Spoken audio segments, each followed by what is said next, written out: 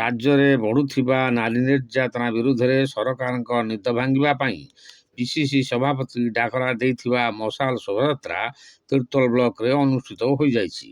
ଏନେଇ ଶତାଧିକ ମହିଳା ପୁରୁଷ କଂଗ୍ରେସ କର୍ମୀ ବିରାଟ ମଶାଲ ଶୋଭାଯାତ୍ରା କରି ପ୍ରତିବାଦ ଜଣାଇଛନ୍ତି।